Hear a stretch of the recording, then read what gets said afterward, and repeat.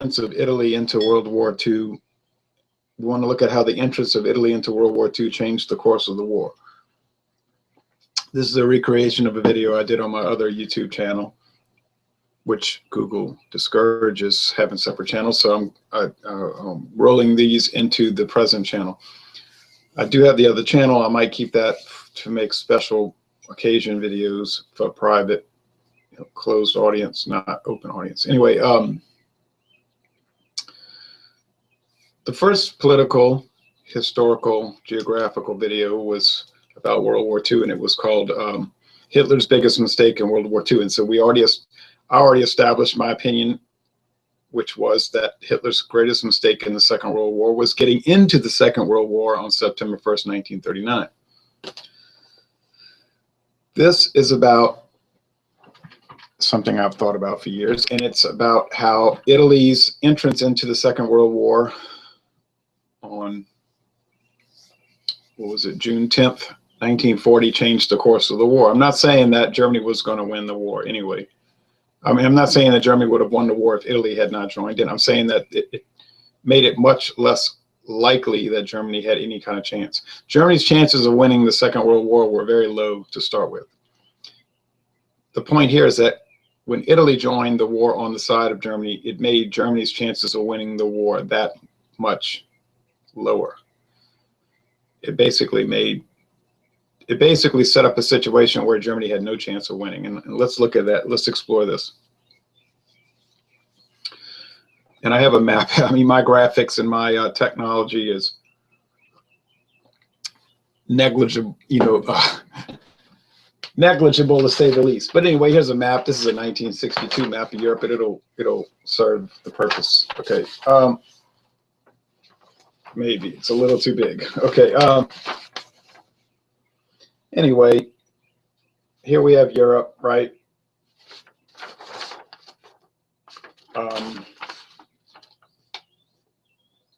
Germany, Great Britain, France. Now, we know that the cause of the war was Poland, or at least that was the initial cause of the war.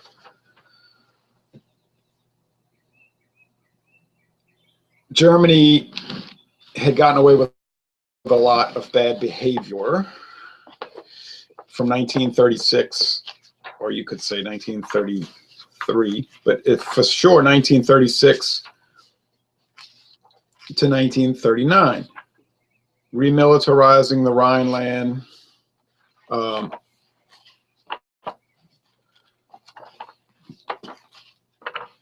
annexing Austria, which they had tried to do in 1919, and with Austria wanted to join also. The Allies forbade it. Annexing the Sudetenland in 1938, and then invading the rest of Czechia in March 1939 without any kind of counterattack from the Allies. Okay. So Germany had become a very strong military country, and they were, and so to speak, sitting on top of the world. And it's sort of like a person who goes in a casino. They playing craps and they win a few times, and they think, "Wow, I can't lose. Let me keep playing." When I used to tell this to my students. No, the real answer is if you've gone into the casino a few times and you've played craps and you've gotten away with it and won some money, your best option is to get out now. Here's a better map. That one's too big, although it's more colorful. This probably show it better black and white. The answer is to get out now. But these gamblers, they never get out. They always stay until it's all over.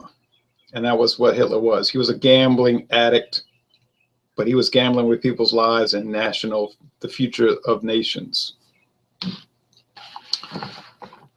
Let's use this map. It's less unwieldy. Okay. Yeah, this is better.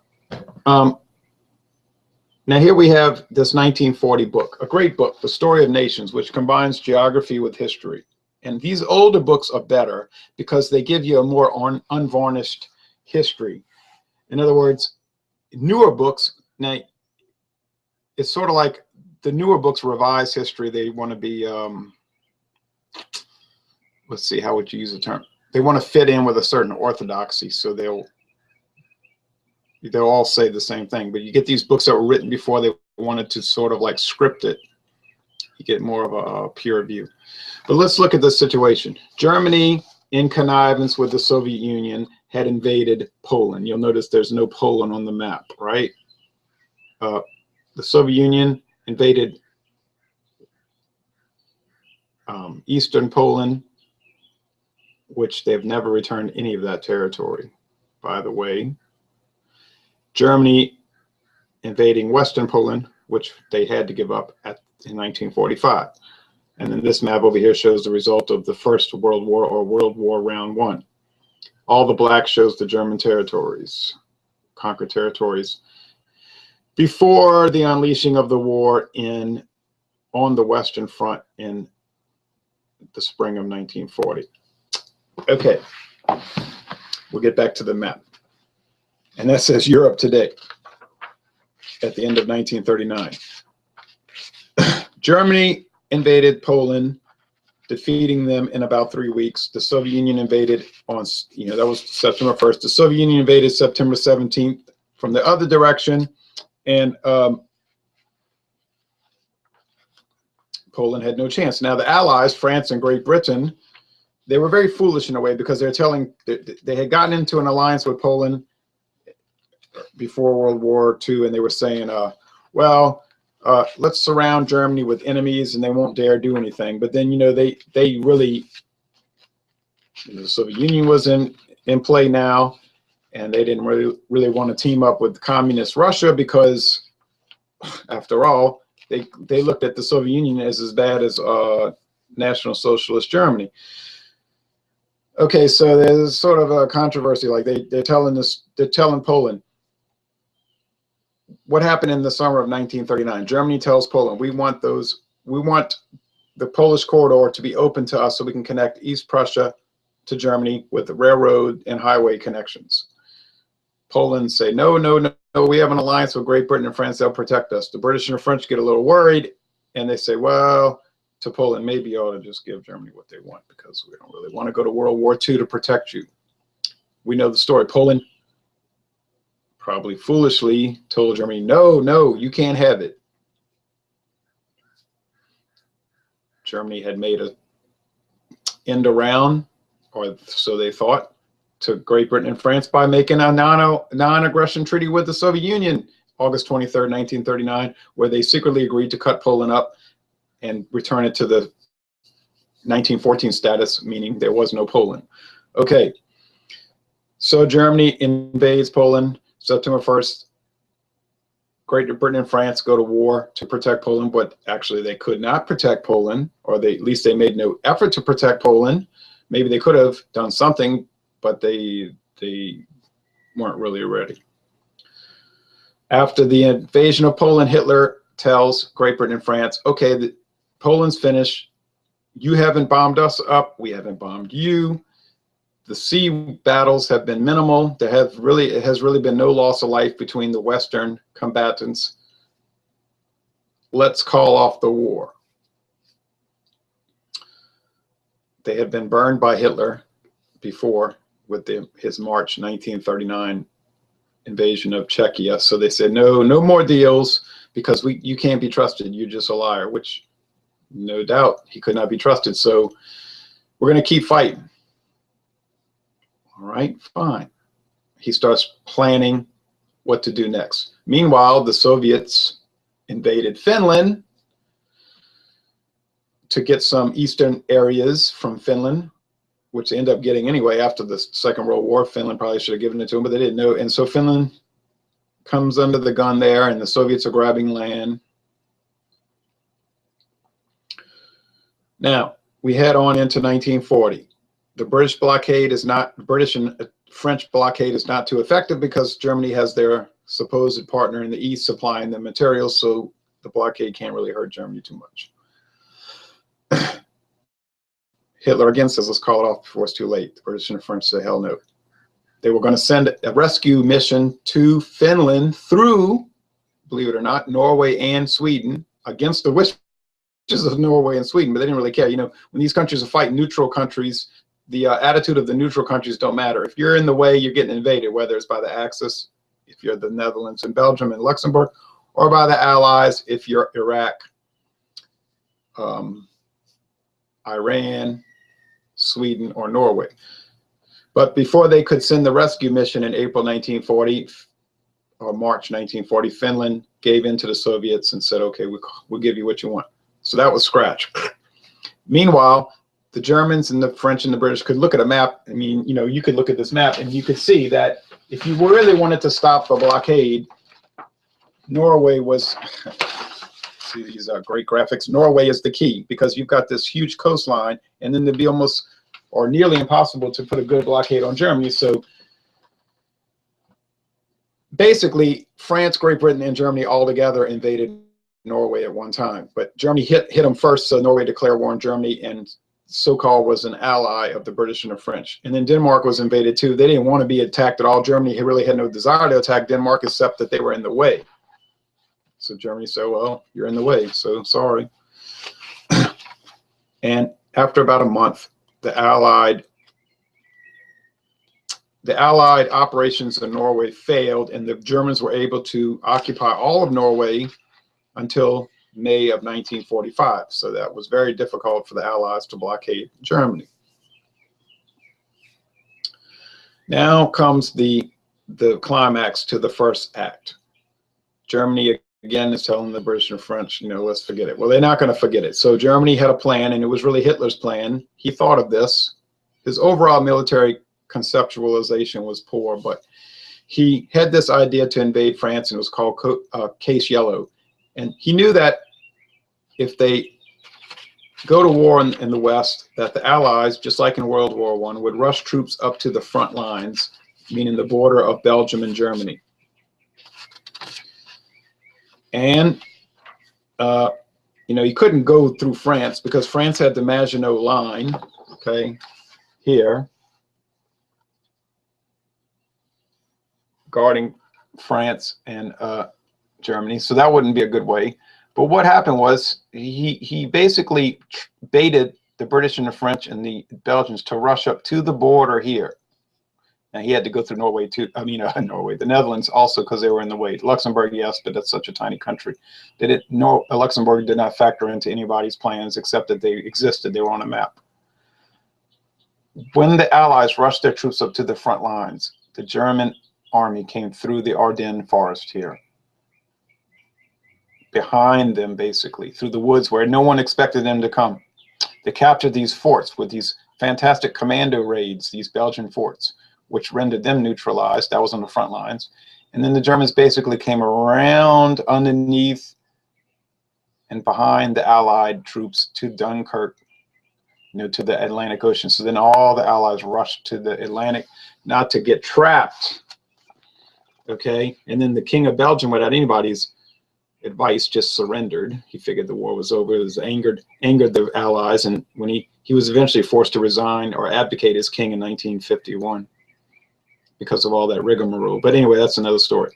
So the whole Allied armies are basically trapped up here in the north. And France had basically lost the war. Now, the British are telling France, keep fighting, keep fighting. Meanwhile, we'll be pulling all our troops out back to Great Britain. And the French had enough sense to realize that, yeah, they're telling us to keep fighting. Meanwhile, they're pulling all their troops out. They noticed that when the air battles would occur, there were less and less British British and Canadian, Australian, New Zealand, whatever, but British Commonwealth air planes showing up for the battle. So they could see, okay, we're being abandoned. They're telling us to keep fighting, basically to cover their withdrawal. France is saying, we're not going to be their flunky. So the French government basically the entire French government resigned. And they say, who can we get to be the guy that'll surrender to Germany? So they get this old man out of retirement, General Pétain, and they say, well, you be the head of France now. They just assigned him dictatorial powers. The French government said, you be the leader of France. Basically the Führer, they called the leader of France, the head of the French state.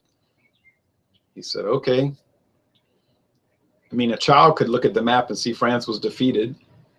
So the German army's heading toward Paris, so, and they can't be stopped. Hitler was trying to separate France from Great Britain, because you could see that was breaking down already. So he was pretty lenient with France's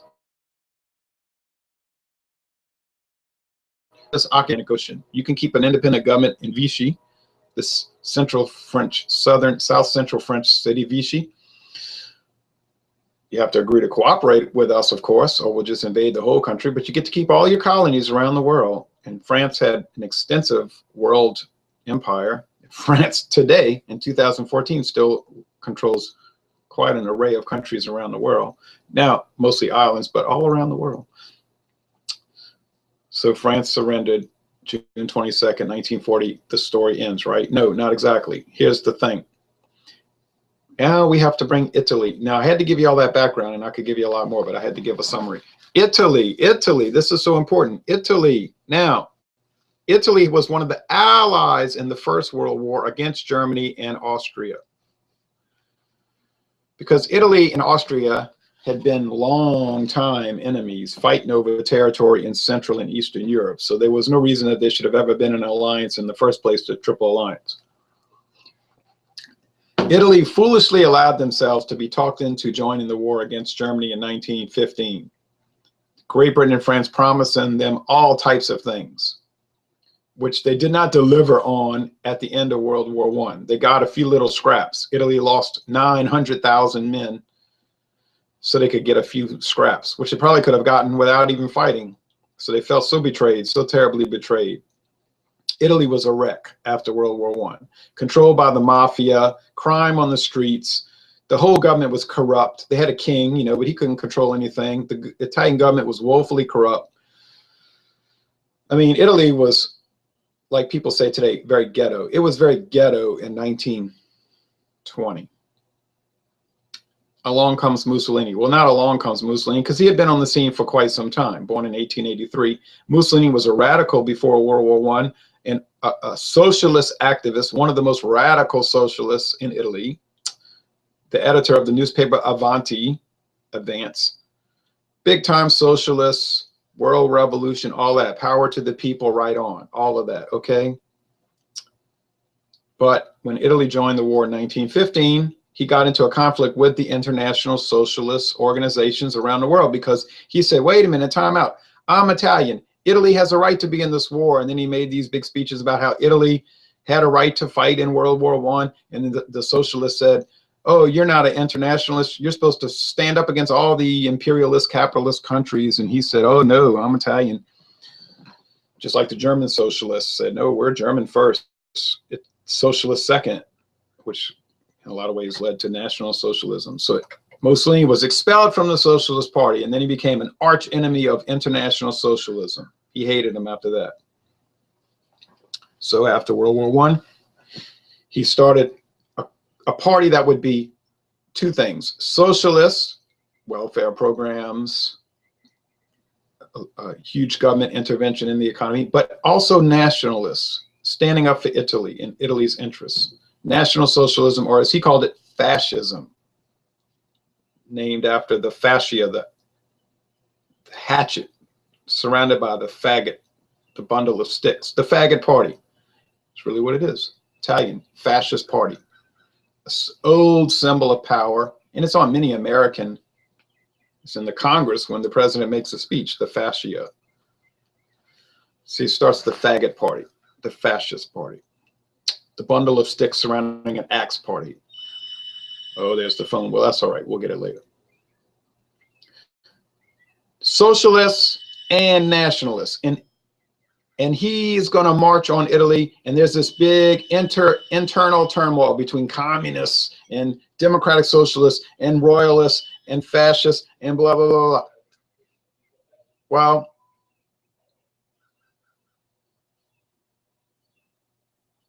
Mussolini's party became the most popular, but it never had a majority. But they made it, they decided, we're just going to have a revolution and march on Rome and take over the country. Well, the king of Italy, he doesn't know what to do. The House of Savoy, Victor Emmanuel III. So he says, well, you know what? Hey, maybe he's not so bad. I mean, he couldn't be any worse than what we have now, which is total chaos. So he appoints Mussolini the prime minister of Italy, which would be, in America, we would call that the Speaker of the House. In Great Britain and Germany and France, it's like the manager of the government. Like in Russia, the guy who runs the day-to-day operations of the government, whereas you have Vladimir Putin, the president, the head of state, overseeing everything, given the general policy of the country, but the prime minister is the manager, the store manager. Same thing in Canada. You have the governor general overseeing and the queen overseeing the general process, and then you've got the prime minister running the day-to-day operations. Makes it a little easier. In the United States, we have the president who tries to be the head of the government and the head of state, which doesn't necessarily work so well. All right, back to Italy. Well, hey, guess what? Mussolini turns out to not be so bad, apparently. He unifies the country. He starts what we would call the New Deal in Italy in 1922, which Roosevelt copied. Hitler copied in Germany to get out of the Depression. Didn't really work, but it did start all these public works projects. So all over Italy, the government, yeah, it's a dictatorship. Was never totalitarian like people say. Mussolini was never a totalitarian leader. He was an authoritarian leader. He had a lot of power, but didn't have total power. The king was still on the throne, and he could fire Mussolini if he wanted. The fascists had a lot of power. They didn't have total power. Okay, but not like the Soviet Union, Soviet socialism, total power, National Socialist Germany, which this book calls communism's right-wing cousin. Interesting, right-wing cousin, Nazism. Not a real term, a nickname for National Socialism. All right. Italy starts to become this model in the world. People around the world admire Italy because they have this vital economy, this energetic economy. Italy becomes one of the top 5, 6 countries in the world, wealthy still today, even today, 2014, wealthy country, industrialized, litter cleaned up in the streets. The government is cleansed of corruption by basically kicking all the crooks out of the government. The mafia is smashed. Mussolini despised the mafia because he says how disgusting this is for Italians to steal from their own people and murder their own people. So basically, Mussolini destroyed the mafia in Sicily and southern Italy by basically telling the Italian military and the police, we'll fix the mafia because we'll just go around and kill all of them. So they had lists. They knew who was in the mafia. They basically went around and shot them all. The ones who weren't shot realized the jig was up, so they laid low. They laid low. Until the United States liberated Italy in 1943, and then the mafia came out of hiding and flourished up until today. Another thing, Mussolini went after Freemasonry, which he looked on as a conspiratorial organization to undermine Italy's strength. But of course, interestingly, Freemasonry created modern Italy, but that's another story. Anyway, trying to destroy Freemasonry, like Hitler did in Germany, and the mafia, organized crime. He wasn't really at all fixated on the Jews. Mussolini always thought that was Hitler's little peculiarity. But anyway, in fact, some of the top fascists in Italy were Jews. That's a fact. Now, so Italy becomes a strong country, and they have a strong, and revitalized military. Litter is cleaned up on the streets. Sparkling cities. The trains, the 12 o'clock train actually arrived at 12 o'clock. You didn't have to pay bribes to get your water turned on in your house, your new apartment, whatever. So people around the world admire Italy. Now, here's how it goes down. Italy was infected by the same sickness that the rest of Europe was infected by, that being imperialism. But Italy was a late comer to imperialism, so they had sort of like what they considered the scraps of the world, territories. And they were greedy, and Mussolini's got this fantasy he's going to make Italy a world power. Really, he shouldn't have done this. But they decided they're going to invade Abyssinia, or Ethiopia, we call it. They already controlled the northern part, Eritrea, and the southeastern part, Italian Somaliland, and then Abyssinia is in the middle, so that's in northeastern Africa. And it's not all Italy's fault, because Ethiopia was a poorly constructed government, and they did allow bandits to raid Italian territories. But that wasn't really the reason Italy invaded in 1935. That was just their excuse. So Italy invades Ethiopia in 1935 and takes it over pretty easily. Then the British and the French go to the League of Nations and say, no, no, Italy is an aggressor. We have to put sanctions on Italy and all of this. And Mussolini says, well, damn, excuse my language, but basically, you know, damn, you take over the whole world, Great Britain and France, and then we take over this little nicky-nack country and you gang up on us? How does this work? And then Hitler was clever because he knew Mussolini didn't really like him. Mussolini had actually a poor view of Hitler, and Mussolini even threatened to go to war with Germany in 1934 when they attempted to annex Austria. So Germany and Italy were not friends. But Hitler was clever enough to say, oh, look at poor Italy being picked on by the world order, the League of Nations, the original United Nations. So they take up Italy's cause.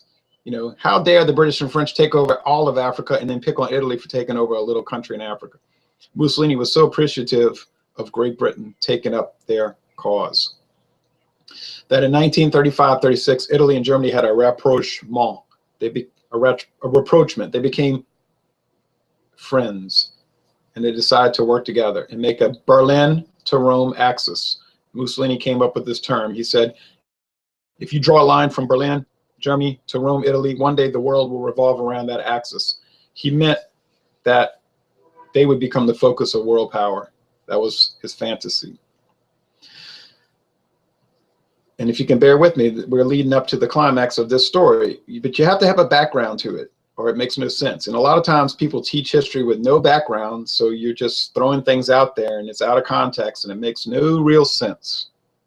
And when I taught history, I used to give the background so that people wouldn't just learn history, but understand it, which is more important than just learning facts. But when Germany went to war in 1939, Italy didn't show up for the party. Mussolini he talked big, you know, he'd stand on the balcony and talk a bunch of trash, but he got cold feet. When Germany went to war with Poland in 1939 and the British and the French jumped in, Mussolini got a little scared. Fighting Ethiopia is one thing. Fighting Great Britain and France, that's a little scary. So Italy said, well, we're going to stay neutral, but we'll help you out, Germany. Hitler was a little aggravated, but okay, fine. Italy's going to be a pro-German neutral country, kind of like Spain. They'll be in the stands in the bleachers saying, go Germany, but they're not going to really do anything significant to help you. Because Mussolini figured Germany's probably going to get beat. But then, now here they have these fantastic events, like these unbelievable events of April, May, June of 1940, where France is defeated and Great Britain is evacuating Europe. And it looks like the war is over and Germany's won. So Mussolini jumps the gun and he thinks, the Germans have won. Let's get what we want to get. Let's get what we can get out of it while the getting's good. So he makes these ridiculous demands on France, which he knew France would not give into. And so June 10th, Italy declares war on France and Great Britain, even though they had been warned. The British warned Mussolini, what are you doing? We haven't lost. Do you realize what you're about to do to yourself? Well, no, Mussolini did not realize it, being the goof that he was. So they declare war on France, and they get these few little scraps against France. But this should have shown you right there, this was a terrible mistake, because when the Italian troops attacked France in the south, they lost. As bad as France was doing against Germany, as bad as they were doing fighting Germany, the French troops down in the south were able to beat back the Italian invaders. Not a good sign. But since France lost the war to Germany, and they signed the ceasefire in June 22nd, 1941, they had to give up those little territories to Italy. All right, and then Italy started attacking British Africa, some parts of British Africa, British Somaliland. And at first they had a little limited success because Great Britain was caught off guard. But after 1 year, after simply 1 year, like the British had predicted, the British Navy is mauling Italy. The British Air Force is tearing Italy apart. And all the gains Italy had made are being taken away. And Italy is in full retreat, basically, by the middle of 1941. Even before that, Italy, so stupid. Mussolini, such a foolish man in some ways, so smart in some ways and so foolish in other ways. Not only do they do this ridiculous war down off the map in Africa, which they can't win, Italy decides, without consulting Germany, now the Axis powers had very poor organization. Germany would go off and do their thing, they didn't never consult Italy. Italy would go off and do their thing, never consult Germany, and then later in 1941, Japan's off doing their thing, and they don't really coordinate their efforts. Whereas the Allies, Great Britain, United States, France, well, forget France, Great Britain, United States, and the Soviet Union always coordinated their efforts, at least until the alliance started breaking down in 1944. All right, Italy decides, but before I get to that part of the story, let's look at the situation as it stands. Let's presume, for the sake of argument, that Italy had kept cold feet and not joined in 1940, like Spain. Let's say Mussolini would have somehow had good sense all of a sudden and said, you know what, maybe I'm jumping the gun. Maybe Germany hasn't won just quite yet. And allowed France to surrender, and Italy hangs back. Let's say Italy doesn't join in 1940 and remains an ostensibly neutral country, favorable towards Germany, but neutral. Okay, this is very important because now the war in Africa never starts. And all the things I'm going to talk about never start. And the entire area of Southern Europe never becomes a war zone. It's simply a neutral area with no war.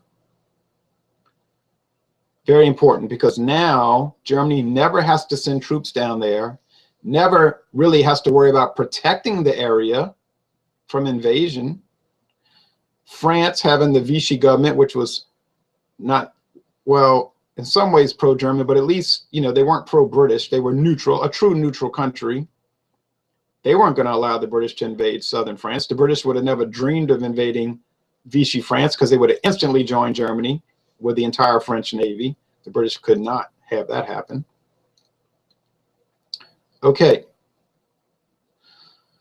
So let's presume, and even when the British attacked French Africa and French Lebanon and Syria, Vichy France still never openly joined Germany, so that shows you they weren't exactly pro-German. But now let's look at what happened. Italy does join, and now Italy is open to invasion from the Allies, which in 1940 is basically Great Britain. Italy decides they're going to invade Greece from Albania, which had already been incorporated into Italy before World War II broke out. They're going to invade Greece. Why? No reason. There's no compelling reason to invade Greece. It's just Mussolini was goofy, he was foolish, and he figured we'll take over Greece. You know, who is Greece? Well, nobody, but they were good enough to beat Italy. So Italy invades Greece in 1940, and the Greeks start to win, and they counterattack and start to invade Italian Albania, or at that time, Italy. And so who does Mussolini cry to for help? Hitler, Hitler, help us, we're being attacked. Now, by this time, Germany is realizing Italy is no kind of ally to have. Better to have them as a neutral country, or even as an enemy, because you wouldn't lose to them. But as an ally, what benefit do you have? None, except that you have to go down and rescue them all the time, which is no benefit, it's a detriment. Oh my goodness. Germany cannot afford to have time wasted to go help Italy, but they also can't afford to let their allies sink. Meanwhile, they're having so many problems with the Soviet Union. When Germany got involved in the war against France and Great Britain, and then the war against Great Britain turned into a stalemate by the end of 1940, second half of 1940, the Soviet Union began to act very strange, Hitler thought. Very strange, because they're supposed to be your partner, right, to fight the capitalist imperialist countries. But while Germany's over in the West fighting Great Britain and France, the Soviet Union is massing troops along the German border.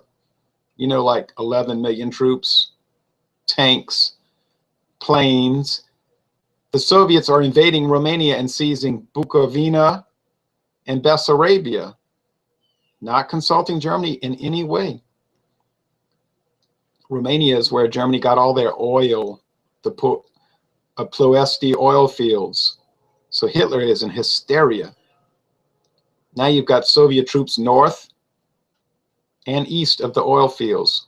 Literally, almost you could see the oil fields from where the Soviet troops were. So Germany's in a panic, and they're trying to negotiate with the Soviet Union, saying, well, hey, what's the deal, guy? I mean, we're supposed to be allies, and you're massing 11 million troops on our border. You're grabbing territory from our ally. Romania was a member of the Axis powers, no less. You've grabbed land from Finland, a partner of Germany, really. You've invaded Lithuania, which was not even talked about. They said they could have Estonia and Latvia, and you're piling up troops right on the German border. So this has got Germany in a panic. Meanwhile, they've got to go help Italy fight Greece. And this is where everything hits the fan. Germany tells Yugoslavia here. Hitler tells the president of Yugoslavia, look, we have a problem. This nitwit Mussolini has invaded Greece and he's losing. So if you could do me a favor, we would like to send German troops through Yugoslavia to fight Greece, if you wouldn't mind. And we have no interest in your country, which Germany, in fact, really did not. The Yugoslavian leadership says, yeah, sure, no problem. You can have that. Not a big deal. Kind of like Germany. But when the people find out about it, the people in Yugoslavia find out that Yugoslavia is going to allow German troops to come to their country. They threw a fit, and there was a revolution in Yugoslavia by anti-German Yugoslavians, and the government that had made the treaty with Germany was overthrown. Now I got to go get some more water, so I'm going to take a little break, but it'll be a very short break. Excuse me for the moment.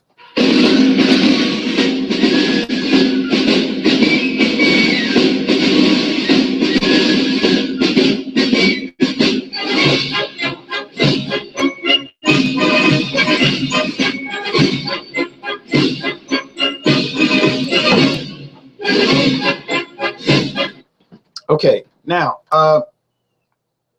back to the story.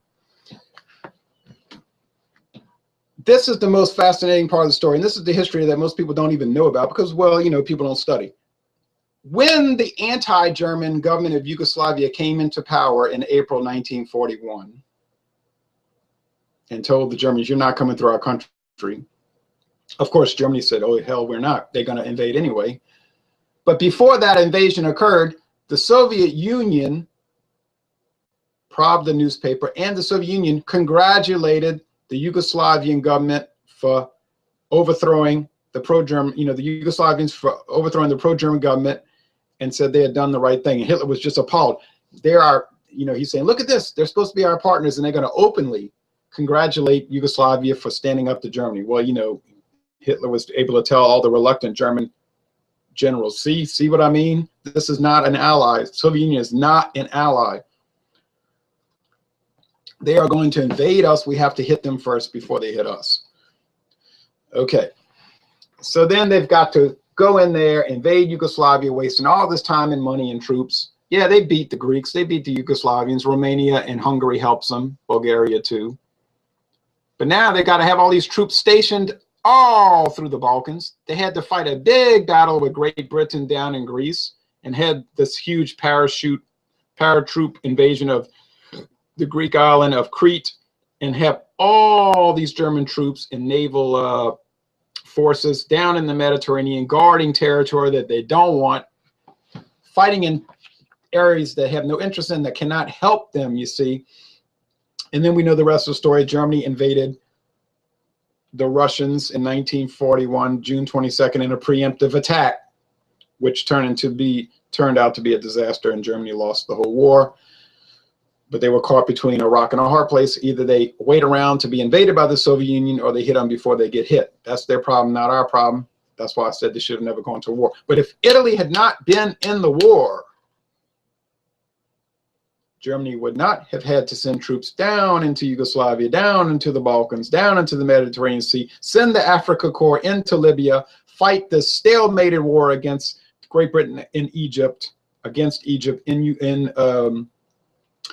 Italy, would not have had to worry about the Allies invading French Africa November 1942, and the reason would be because they would not have risked France jumping to Vichy France jumping openly to the German side, and beyond that, they wouldn't have invaded Italian Libya, because then Italy would have joined the war on Germany's side. So the Allies couldn't risk that. So basically, what Italy did by joining the war, they changed the course of the war by diverting precious German soldiers, planes, and naval assets into Southern Europe, away from the real battle, which was against Great Britain in the West and against the Soviet Union in the East. And then what else do we know? In 1943, after the German and Italian defeat in Africa, which would not have occurred without Italy joining the war in 1940, the Allies, Great Britain and Great Britain and the United States and the other countries, Canada, and etc., invaded through southern Italy, Sicily, and then to the boot of Italy. Mussolini had lost all popularity by 1943. The man couldn't even sleep at night, couldn't even barely eat. He was so distressed by the war and staying up all night worrying about it. And he was fired by the King of Italy. He lost it. He was actually kicked out of his own party that he started, the fascist party, expelled Mussolini. He was fired by the King of Italy, placed under arrest, and the king said if the man tries to escape, he is to be shot on sight. Of course, Hitler sent a rescue mission down there and rescued Mussolini from prison, a commando squad. And then Mussolini was basically, just under German protection until the collapse in 1945. But so just think if Italy had not joined the war. Germany, they probably still would have lost. They would have lost the war, but maybe they would have had a better chance. And it's hard to say, but maybe the German invasion of the Soviet Union would have succeeded with those extra troops without having to keep an eye down south in Africa and being distracted with that. We don't know. It's all supposition, but the chances would have been much better. And as far as Mussolini goes, if he would have stayed out of the war like Franco did, Hitler tried to talk Franco into joining. Franco said thanks, but no thanks. He continued to help Germany to some extent, and then by 1943, when it became obvious that Germany was going to lose, Spain and also Portugal, which was pro-German, they just abandoned Germany and started cooperating with the Allies in 1943. Italy could have done the same thing. Mussolini could have stayed out of the war. By 1943, he might have noticed that Germany was going to lose, and he could have just started cooperating with the Allies.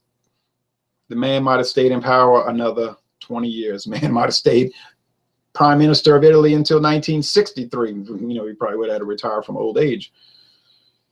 The King of Italy would probably still be on the throne today. The House of Savoy, they probably would have stayed in power. The mafia might still be out of commission in Italy today.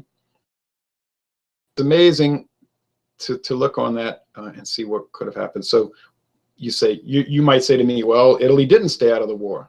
They jumped in. Well, we know that. I'm saying, what if they had stayed out? If they had stayed out, the war may have been different. And the whole point of this talk today is that the whole point is that Italy joining the war changed the course of the war by making it much likelier, or however you say that, much more likely that Germany would lose. It accelerated Germany's defeat. And I have thought about this, and I think I'm correct in this, and I would certainly be interested to see what other people say about it. But we don't want to bore the world to death with talking about World War II, so I just wanted to update those two videos, and then we have some other things. Well, there's about, I guess, 1,000 things I could talk about as far as politics, history, and government and geography. So I would appreciate your suggestions, your ideas about what we could discuss. Thank you for watching this video production.